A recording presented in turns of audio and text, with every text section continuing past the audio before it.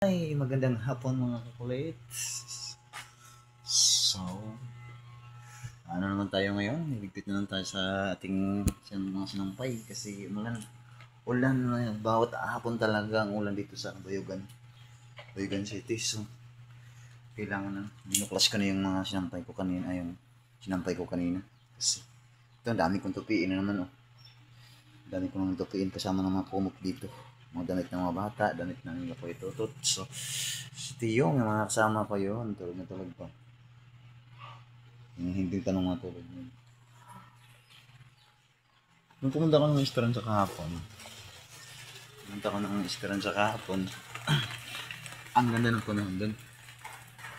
Tapos pag-uwi ko dito, lakas pala ng ulan so kaya ngayon pangatlong araw ng ulan. Pangatlong araw na ngayon na lagi umuulan dito sa Bayugan.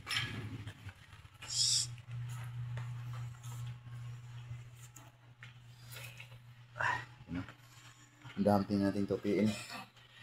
So, tulad ng sinasabi ko kapon.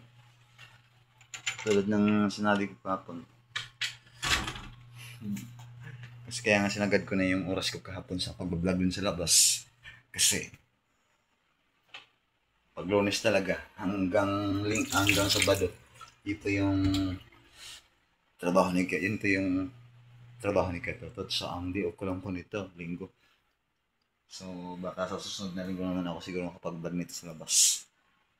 Pero okay lang kasi GD naman dito. Sa ganun, na-share din natin sa sa mga kapwa ko lalaki na hindi lang babae yung pwedeng gumawa ng gawaing bahay. Pwede rin yung mga lalaki. Tulad ko.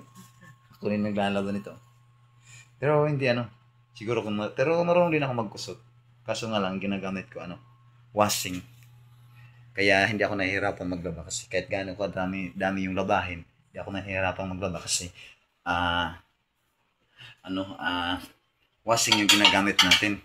Hindi katulad din sa tulad din talaga sa Agusan Nurse na lang talaga yung kamay lang talaga yung gamit mo sa paglalaba. Dito hindi ako nahihirapan dito kasi yung washing yung kumukusot. Yun yung tinapaikot ko lang sa washing yung ating mga labahin. So ngayon, kulit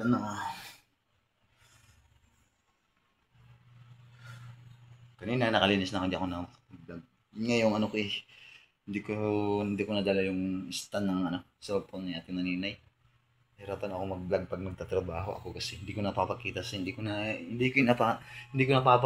yung pag-vlog ko pag nagtatrabaho ako kasi pag nilalagay ko tong cellphone sa gilid na ni Tiyong, so pinapakita ko lang talaga sa inyo yung pwede ko lang mahawakan yung cellphone, pero pag yung gumagawa talaga ako tulad ng naglilinis hindi ko maipapakita sa inyo kasi wala tayong cameraman, mga bata lang kasi yung kasama ko dito.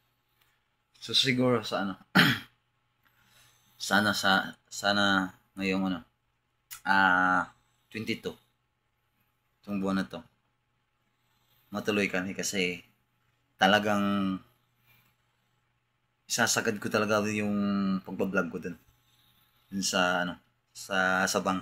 Pag makauwi kami doon nila Mateo, dun dadamihan ko yung pagbablog ko dun para kahit pa paano ko naman yung iba naman yung na-share ko sa inyo tulad nga ng sinabi ko sa inyo. So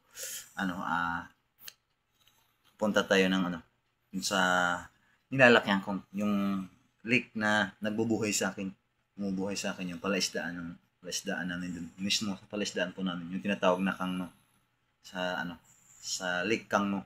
Dun pupuntahan po natin yun para may papakita ko rin sa inyo at na dun talaga sa lugar na yun, dun sa lake na yun, dun ako binubuhay ng tatay ko. Dun sumasama ako sa panghuli ng mga isda dun sa sa lake na yun. So sana matuloy po yung uwi namin ngayon kasi birthday din ni Bibi Eileen. Siguro talagang kami nun. Makauwi talaga kami nun kasi birthday ni Bibi Eileen. So pagdating ko dun magpa-vlog agad tayo, papakita ko sa inyo yung tinatawag na Lake Kangno. So, hanggang dito lang po muna tayo. God bless you po sa akin, sa nagpapalo po sa akin, sa mga subscriber ko. At kay Ate Maninay, thanks po Ate Maninay, hindi dahil sa iyo. Hindi po ako wala po sigurong subscribe sa akin. Salamat na rin po sa lahat ng nag-subscribe sa YouTube channel ko. Sana po is kung may po, siguro pasensya na po na hindi masyadong yung title ng ating mga ina-upload gawa ng baguhan lang po si Kulit sa baguhan lang po si Idmar sa sa pagbablog ngayon. So sa pagbablog kong ito, si Ate Maninay po yung naging experience ko. Si Ate Maninay po yung ang gusto kong sundan. Gusto kong sundan yung yapak ni Ate Maninay. Kasi pwede din naman pala, kasi nakita ko kay Ate Maninay, pwede din naman palang magsipag. Kahit hindi ka nakapagtapos ng pag-aral, basta may sipag ka lang at syaga dito sa mundong mahirap, mayroon ka din palang kung mayroon kang pangarap sa buhay, tulad ni Ate Maninay, so nakapundar na siya ng mga bahay, may nabibili niya na yung gusto niyang bilhin, at travel na siya sa kung saan lugar. Sana po is yun din po yung pangarap ko, kung sana din po matupad ko yun.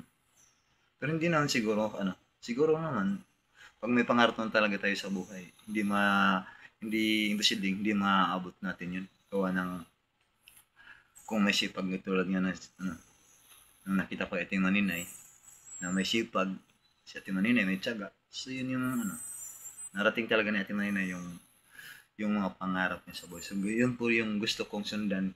So gusto kong sundan yung yapak ni Ate Maninay. Kaya thanks to Ate Maninay, kay Ate Maninay Eileen Calib, dahil kayo po ang naging experience ko.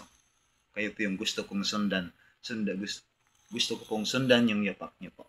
So sana po hindi po kayong magsasawang subscribe po yung aking YouTube channel ngayon. Siguro baguhan lang po kayo sa akin, gawa ng baguhan lang din po ako sa pag-vlog kong ito. Pero sana po is hindi po kayo magsasawang sumuporta din po sa akin, lalo po sa mga subscriber natin. Maraming salamat po dahil napansin niyo po yung aking YouTube channel. And God bless you po sa inyong lahat. Sana po i-bless kayo ni God araw-araw sa lahat ng nag-subscribe sa akin.